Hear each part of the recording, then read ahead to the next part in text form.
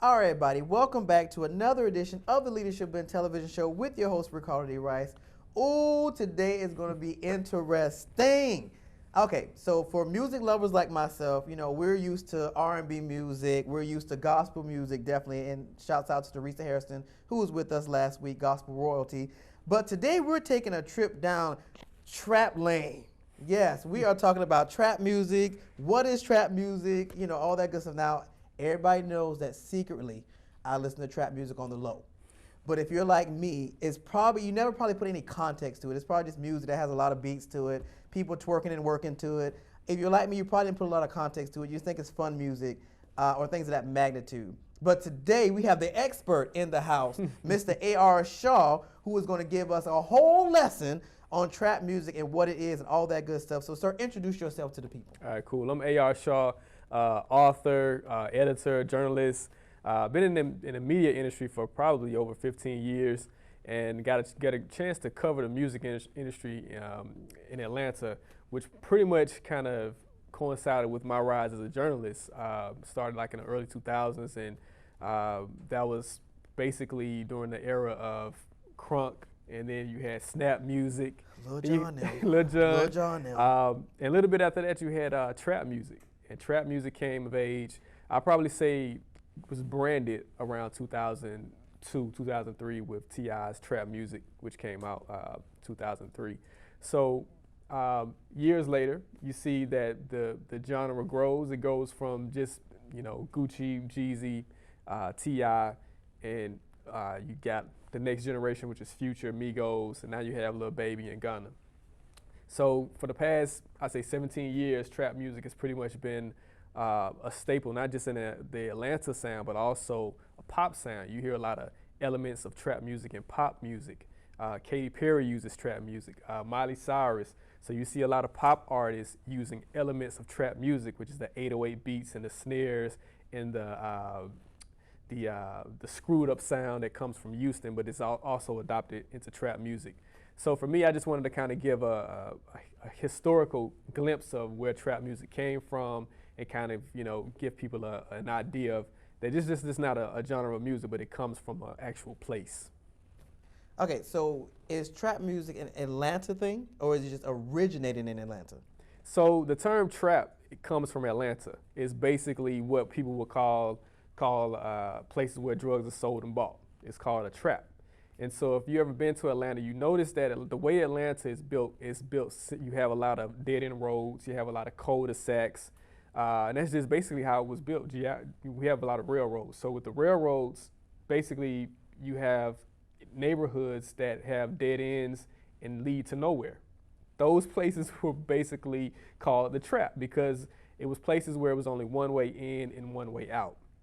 Hard for the police to get there, and if you only be there if you knew what you were going there to get, if you knew what you were going to get. So that's where the term trap came from. It was probably coined maybe in the early 90s, and eventually it morphed into a sound, and kind of described the drug scene in Atlanta. Yeah, see, that takes me back to like New Jack City and Somewhat. things of that magnitude. Yep. So is that where a lot of this music is created from? Rap, trap music?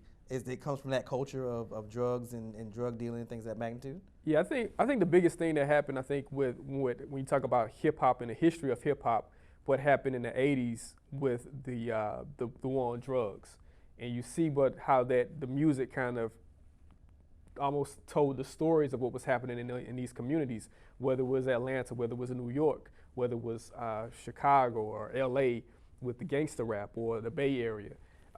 You know, in the '80s, the war on drugs pretty much had a tremendous impact on the black community, negatively in the sense that a lot of people they were addicted to drugs, but also you had, you know, from on the other side, people that were selling the drugs, and there was some, I won't say wealth, because a lot of the drug dealers, they ended up dead or in jail, so they didn't really transfer their wealth. They just made a lot of money in a short amount of time. So the music also told the story of what was happening. So if you wanted to say what was happening in Compton in 1989, you would listen to NWA. If you wanted to know what was happening in New York in '88, you would listen to KRS-One's Love's Gonna Get You, which is basically telling the story of a drug dealer who has a dead end.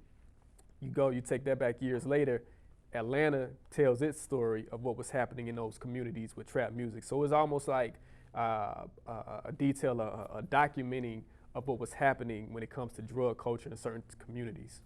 Okay, so I guess that's my question now. So is trap music a derivative of rap, or is it its own genre completely, or does it tell an Atlanta story, just like you were saying, some of these different compartmentalized areas? So what exactly is it? It's a subgenre of rap. So it comes from, it's a subgenre of rap. So rap is the basis of where it comes from. So you have different subgenres in rap, whether it's crunk music, in a sense, you can say gangster rap is a subgenre of rap. In Houston, the screwed up movement, that's like a subgenre of rap. But with trap music is a sound that comes specifically from Atlanta. So I think it's an Atlanta sound that the producers and the artists, they created a flow, a sound that okay, this is an Atlanta sound that was very distinctive to anything that you would hear from any other city. So it was a very distinctive sound. Okay. Yeah. Because I know you speak about the Holy Trinity. Well, I call it the Holy Trinity because when I read, I was like, what? The Holy Trinity? Yeah. Who is this Trinity? So the Trinity of trap music, T.I., Jeezy, Gucci Mane. And they all came out like, not say they came out, but they pretty much became popular around the early 2000s. And they pretty much kind of laid the foundation of what trap music is. But before T.I., Jeezy, and Gucci, you had guys like Hitman, Sammy Sam, Kilo Ali, A Damn Shame. These are all I've underground. never heard of any of these people. See, but hold that thought. You get all of that in the book. Yeah. Hold up. We're going to take our first because we're about to really get into it. So stick around the Leadership Blend television show with your host, Ricardo D. Rice.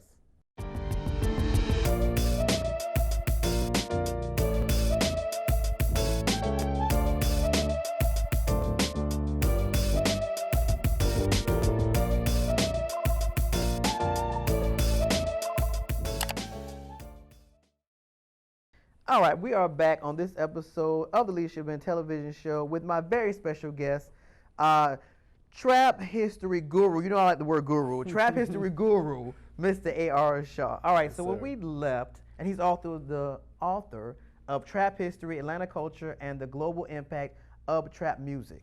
Sir. So. Yeah. All right, so I did actually go through the book because you're a journalist, and I had to step my game up. So I know y'all have never seen me do this. So we're going to do this today. All right, so in your book, you said, because you had a lot of good words. In your book, you said, trap music is a form of rap that reveals how the war on drugs affects poor and disenfranchised community. The story of trap music begins with the story of Atlanta. I always pause when I hear words like disenfranchised and things of that magnitude. So let's get into the foundation of all this stuff. Yeah.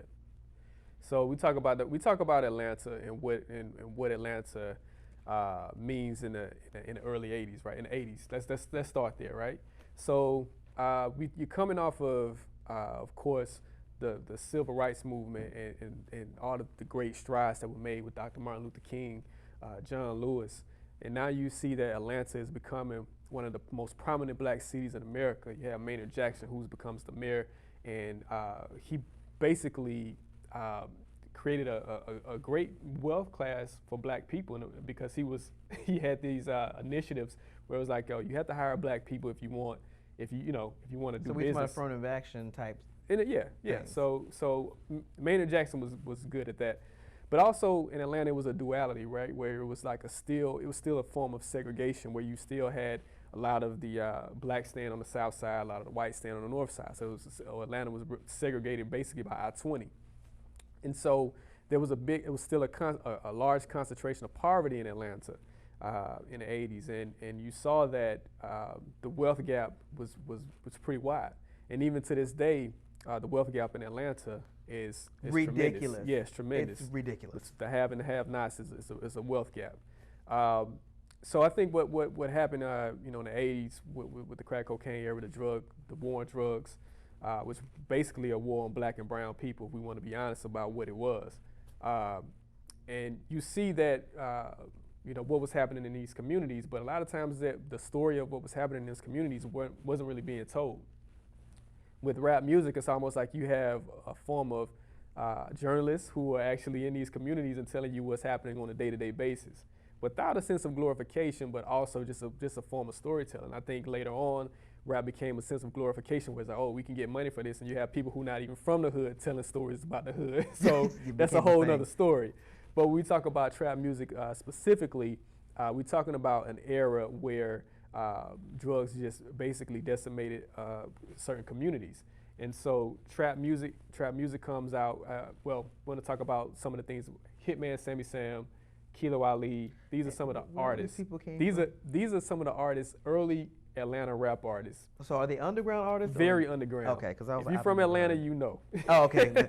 I bow out because I'm not from Atlanta, so I bow on that one. So this is like 80s, 90s era. So these all underground. This is before Atlanta really popped musically, but they were big in the city, and they told these stories. It was kind of bass music, but also had street elements in it.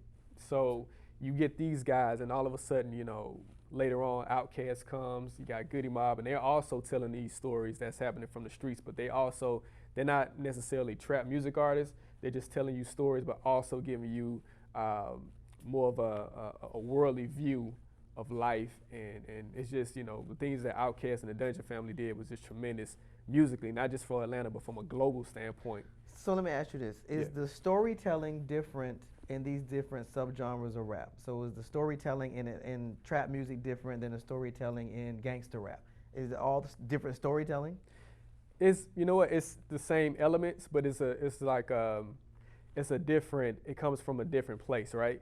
I think what rap music really showed America was that black people in different cities have different cultures, have different values, have different language. So if you talk to a black person from the Bay Area, they have a whole nother different type of slang that they use from someone that's based in Chicago or Detroit.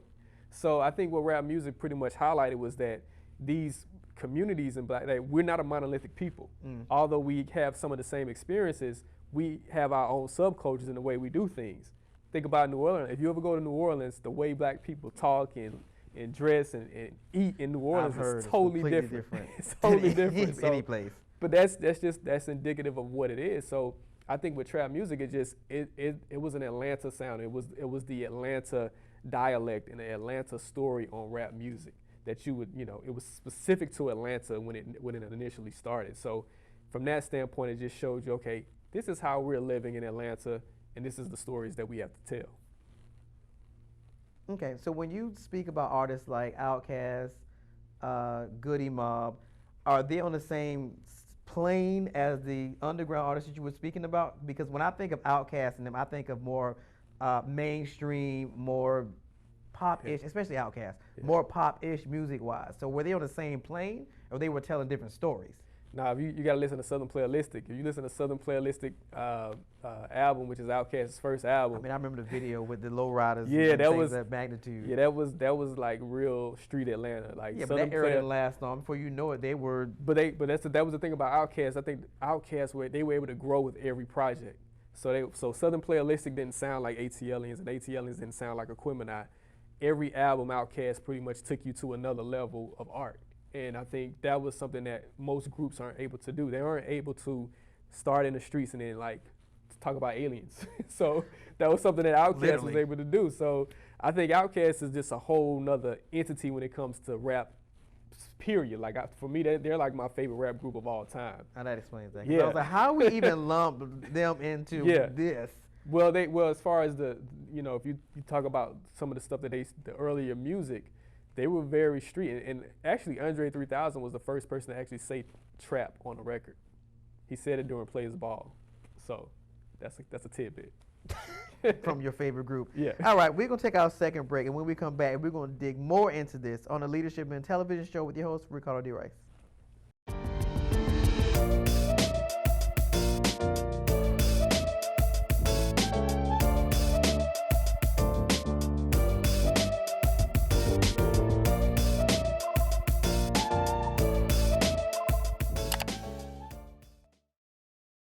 All right, we are back on the Leadership in Television, episode 4. Yeah, we are rolling right along. We're already on episode 4 with my very special guest, author and journalist, Mr. A.R. Shaw.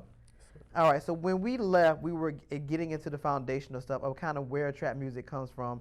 And in my head, I was asking about the storytelling. Was the storytelling different? And then he brought up his favorite group, Outkast, and that just kind of threw everything out the water. But I digress. All right, so from the book, there was a part that I read that also said, the trap also became indicative of mentality.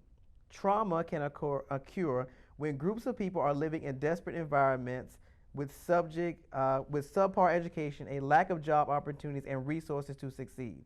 Those who sold and brought drugs were often trapped by the idea of the trap as the only way that life could offer them. So take us into the era of all of this stuff. Yeah, so we're going to get into like the people part of it, right? Because I think that's two different things. I think, and that's one thing I wanted to do with the book is like, yeah, this is music, but these are also lives. These are also people who are affected by this on a day-to-day basis. So getting back to the piece about the wealth gap in Atlanta, which still persists, you have school systems that don't really educate a lot of the kids. They're just not prepared. And by the time they turn 14, 15, they realize, wow, I'm not going to make it because of bad grades. So it's like, now that you have what can you do? Like, what kind of skill can you pick up? If you don't have any skills, how can you feed your family? How can you feed yourself?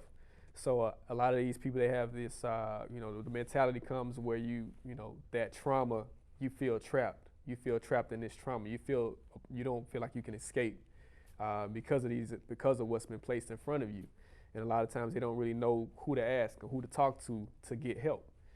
And so you think about what's adjacent to your community. If you're in a community where the most successful person in your community, is a drug dealer, and then that's the person that you're probably going to look up to. It's probably the drug dealer and the preacher in most places, which is honest. That's amazing to me. That is always the correlation. That is so common. It's the drug dealer or the preacher. These are the two people who will find success within the communities, and a lot of times it's what you look up to.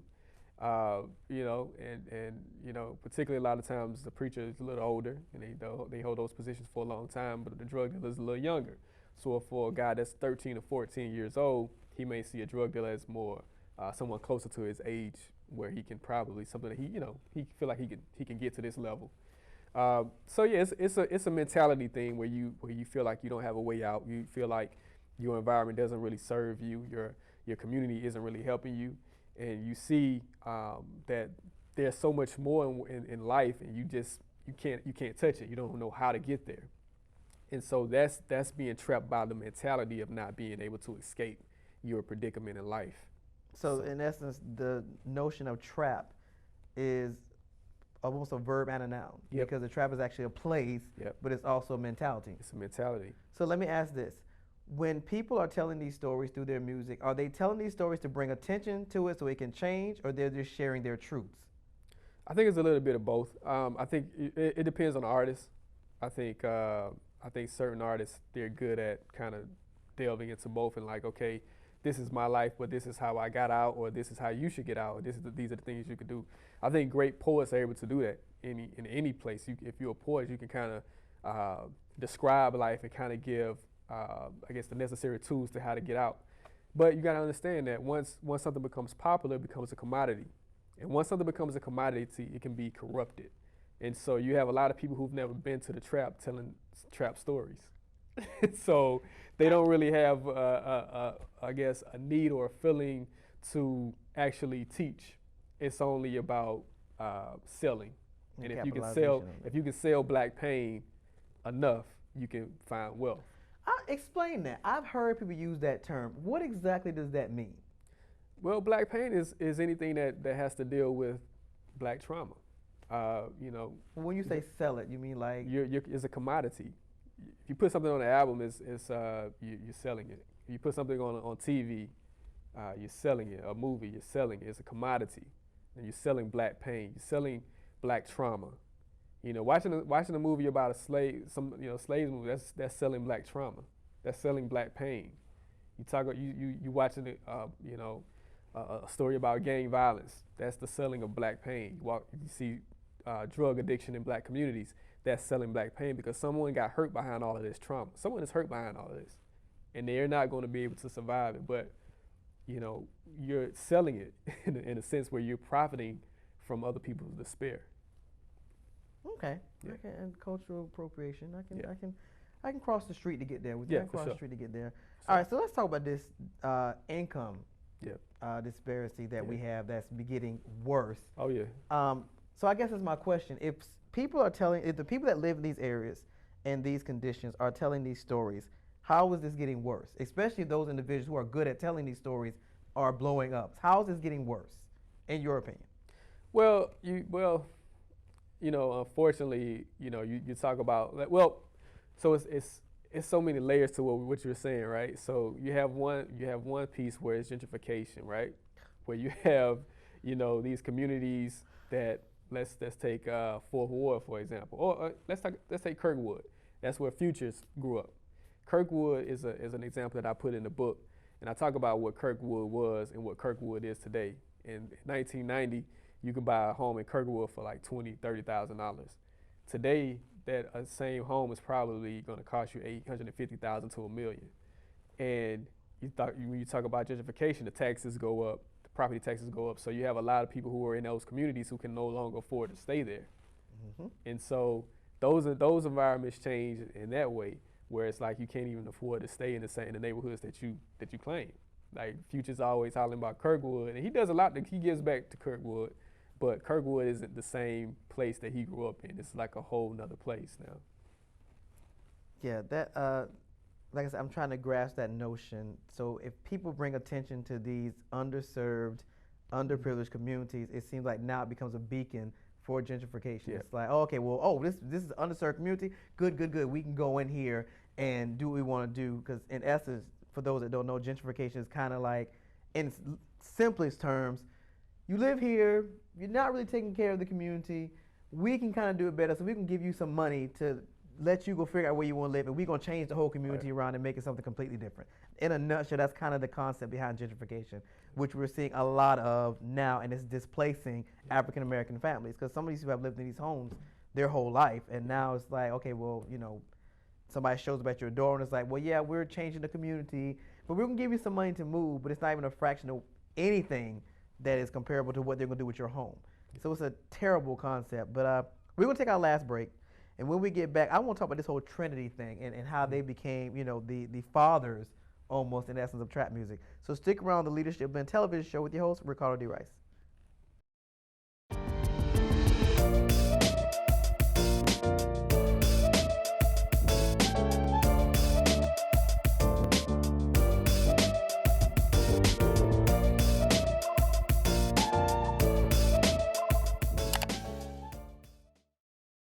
All right, so we are back on this episode of the Leadership Blend television show with your host, Ricardo D. Rice, and our very special guest, the trap music guru, Mr. A.R. Shaw. All right, so we're in our last segment, and this is my last excerpt from the book. Yeah. The trap music trinity, which I love. T.I., Jeezy, Gucci Mane cultivated the first movement of the genre in the early 2000s. By mid-2010, trap music proved to be a viable genre with chart-topping artists, which included Migos, Future, 2 Chainz, Young Thug, 21 Savage, and producers Mike Will, Made It, Sony Digital, 808 Mafia, and Metro Boomin, which I don't know half those people in that latter part, but it's okay. So speak to me about this trinity. What made them such instrumental individuals in this movement? Yeah, you talk about T.I., Gucci, and Jeezy. Like I said, they came to prominence at a time where Atlanta, a lot of eyes were on Atlanta when it came to music. Particularly, like I said, you with the Outkast era, then you was coming into Crunk, and then following Crunk, you also had the Snap music era. that was What? The Snap music was Rocket, what was that? You want Rocket Crime Mob? Fingers. No, Crime Mob was Crunk. Oh. But What you snap talking- music was you just snap, you just go Oh, side you to talking about side like and snap. D4L and all Yeah, them? yeah. Okay, I know you're talking about. Fable. Yeah, Shout out. I know you're talking about. That's snap music. So Oh, yeah, so Atlanta was like experimenting with so many sounds at this point, and like Atlanta was pretty much taking over hip hop. At this point, it's like wow, everybody's paying attention to what Atlanta's doing musically. What's going to be the next thing that's going to come out of Atlanta? And so with Crunk and Snap, and then everybody was looking at what was next. Trap music just happened to be next. T.I. was probably the first one to actually blow up from the three. He was able to get mainstream success I was about early to say on. when I think about T.I., I think about Yeah. mainstream too. Yeah, Jeezy was able to get some success as well. Gucci Mane's mainstream success probably didn't come until later, much later. But people in the streets, they liked what Gucci Mane was doing musically. But from a national standpoint, he didn't really pop probably until like much later, when probably right before after he got out of prison, he became He was in prison? Yes, Gucci Mane. Oh, he did a lot of jail stints. Okay, so let me It's in the ask- book. yeah, I'm gonna have to read that part. It's Okay, in the book. Let me ask this: when we talk about, in essence, founders of movements and things of that magnitude, they usually bring something distinctive to the table. Yeah. So when we see we got these three pillars, was there something distinctive about each one that they brought to this genre? Well, I think with T.I., I think he had the charisma, and he had kind of like the charm to kind of help trap music go mainstream, because like the girls like to look at him, and he also He light skinned.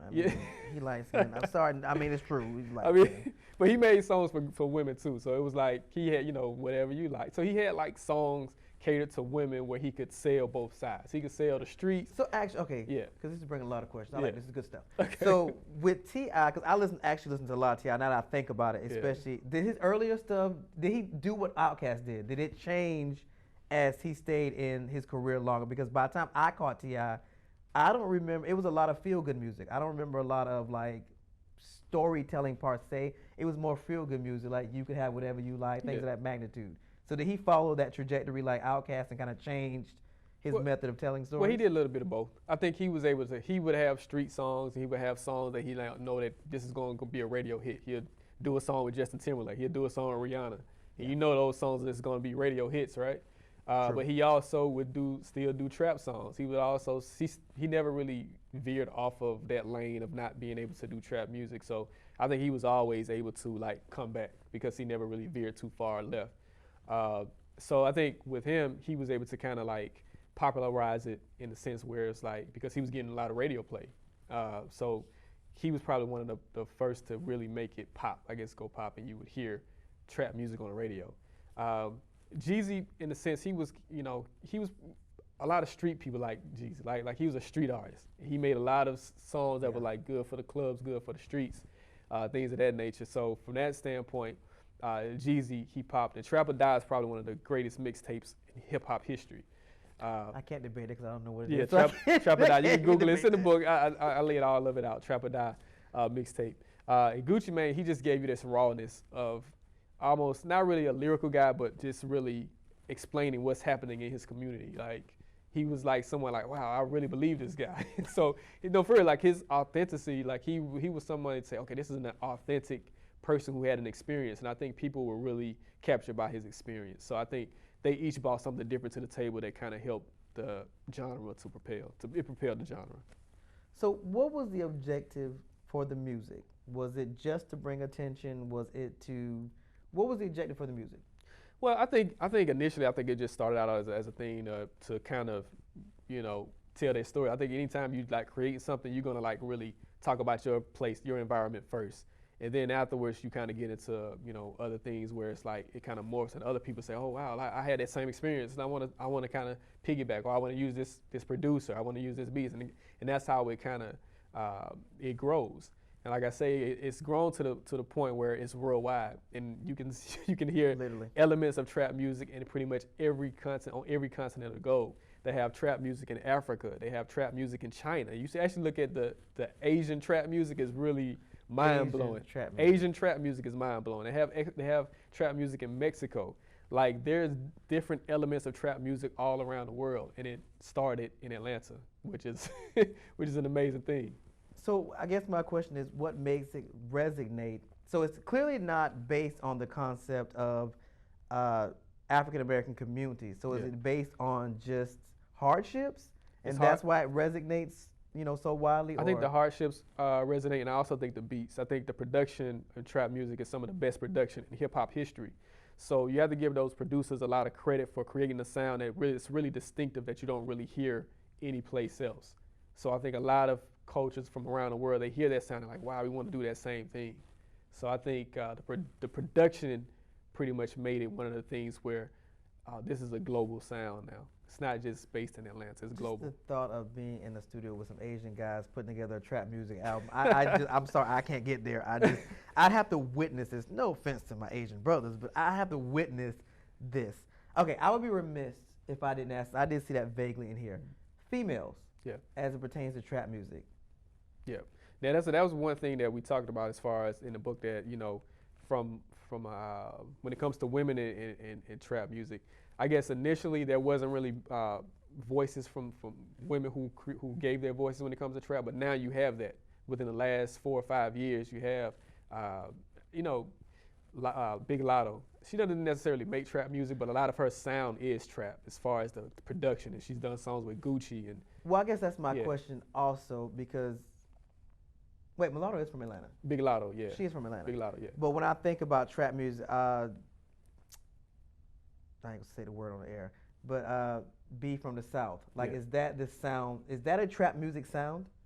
The South or. Yeah. Well, Yeah. her song. Yeah, that is. Okay, because Yeah, I'm, yeah. I'm trying to distinctify the sound. Yeah. Once you hear the 808s and the snares. I don't know what that means. it's I don't know what that it's means. the 808 drum kicks and the snares. You That's. have to give me an example of a song. See what's a good like Migos. I think Migos. Okay, I like. Think Migos. about Bad and Bougie. Okay. Oh, that's the. That's trap music. Okay. I Yeah. actually like that song. Think about Lil Baby. Some of the songs that Lil Baby put out. That's trap music. Just think about you think about the sound of what it is. That's trap music. And Drake raps over a lot of trap beats. Yeah, he does.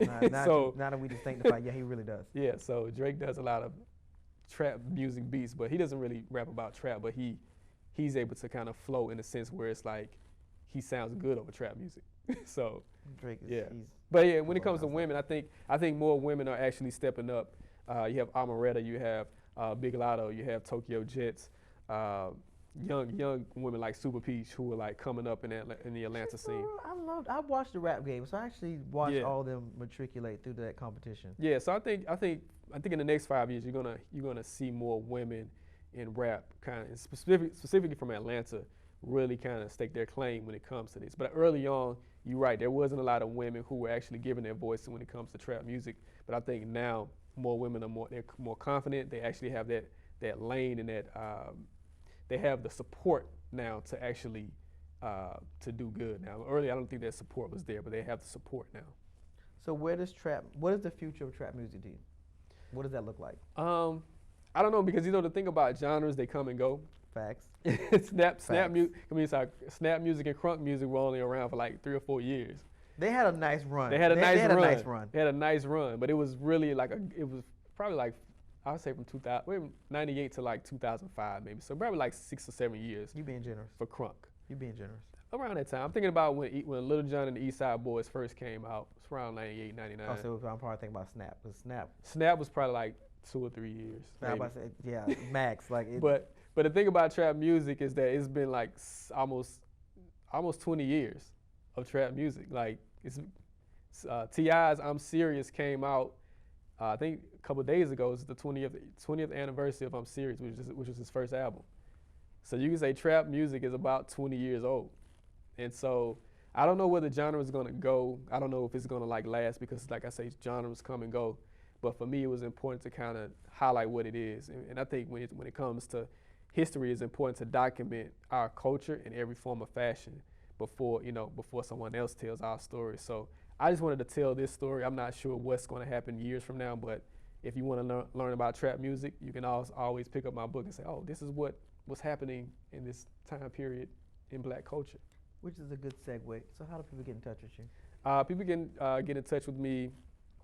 Hit me on Instagram, arshaw23. Hit me on Twitter, arshaw. You can go to traphistory.com, which is my website, to get the book. You can also get the book on Amazon. I'm also dropping an audio book in a couple of weeks. On Halloween, I'm dropping an audio book. I've been releasing the trailer. You actually got a sneak peek of the trailer that's coming out. Which I'm gonna let you have that, but we don't do plugs on Halloween because that's my birthday. Oh, dope. So I'm gonna let him have that. But technically, that's my day. But Yeah. fine, I'll let you have that one. Yeah. And early happy birthday, man. You know, that's We a good accept day. gifts over here at the Oh, leadership. Man. gotcha, man. We accept gifts. We got you. This is a nice one. Oh, I but, got you know, you. a For gift sure. on- I'm on- gonna sign it for you too.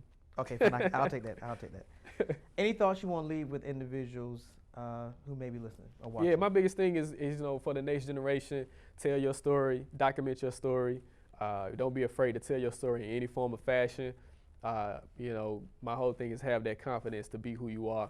Always, if you don't know, find a way to know, and just always use life as a tool for education. Always find a way to learn something. That's my last words. All right, everybody. There you have it from I deem Tim. Y'all know I deem folks in a heartbeat. The trap music guru, Mr. A.R. Shaw. Thank you for being with us today. This has been a history lesson for me. I don't normally ask that many questions, and I was just intrigued. So I'll probably go home and read more of this book and all that good stuff. So Yes, remember, y'all can purchase this book. Where can they purchase it again? One last time. Traphistory.com, and you can also go to Amazon.com right now and get it on paperback, and also Kindle as the ebook is available as well, and the audiobook is coming in a few weeks. So yeah. All right, so there you have it. We will see you people, you good people, next time, same place, same time on the Leadership in Television Show with your host, Ricardo D. Rice.